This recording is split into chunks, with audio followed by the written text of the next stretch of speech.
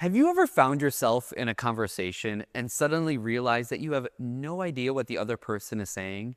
Not because they are unclear or uninteresting, but because your mind is elsewhere. You're thinking about the laundry waiting at home, the grocery run that you still need to make, the emails you forgot to send, or the growing list of projects at work. And somewhere in the middle of all that and in the conversation, it hits you that you are not present because you are already worried about what is coming next. We are told constantly, both implicitly and explicitly, that the way to win at life is to be efficient. To be efficient with your time, to be efficient at work, be efficient in every area of life. Entire industries exist to help us to become more productive, more streamlined, more optimized. And over the last several decades, with the rise of computers and then the internet and now AI, the pressure to be efficient has only intensified. If you're not keeping up, you are just being left behind. And as leaders in the church and as missionary disciples, we must understand efficiency in light of the gospel. In other words, we must learn to be efficient with tasks and waste time with people. To be efficient with tasks and waste time with people. And this is exactly what we see Jesus doing throughout the gospel. He went up the mountain and summoning those whom he wanted, and he appointed the 12 that they might be with him. And we read that in Mark. Wasting time with the disciples. At the death of his friend Lazarus, Jesus does not rush. He doesn't say to Martha and Mary in their grief. He stays with them. St. John records simply, Jesus wept, the shortest line in the gospel.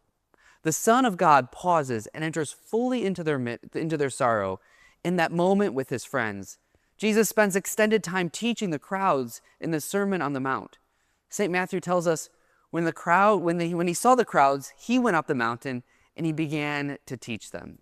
Later, when the crowd was hungry, Jesus again refused to dismiss them for the sake of efficiency.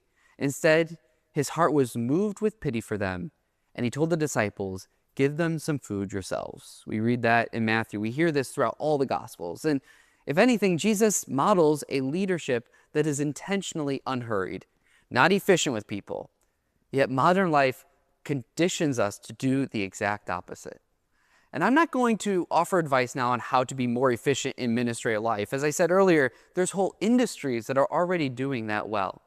Instead today, I want to reflect briefly on how to waste time with people in a way that is a productive way. So number one is to be present. When you are with somebody, actually be with them.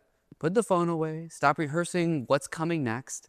Presence is one of those greatest gifts a leader can offer people. And people may forget what you say, but they're going to remember whether or not they felt seen. Number two, empathy. People are not means to an end, but rather an end in and of themselves. People are not problems to be solved or processes to be optimized. Jesus constantly leads with compassion. When he disembarked and saw the vast crowds, his heart was moved with pity for them. Empathy slows us down.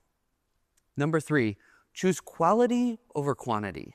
Ministry is not sustained by the numbers of meetings or the contacts we accumulate. Jesus invests deeply in a small group of people. Think of the 12 apostles.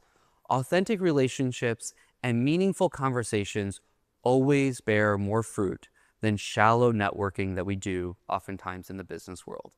Number four, set boundaries that create space. Waste time with people does not mean that you're being disorganized or overextended. Jesus regularly withdraws to pray so that he can return fully present to those whom he was with.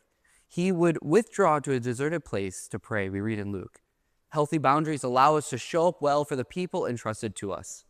And finally, number five, listen actively. One of the most countercultural acts of leadership today is listening without immediately trying to fix things. Or what happens is we're thinking about what our response is going to be before the other person is even finished speaking.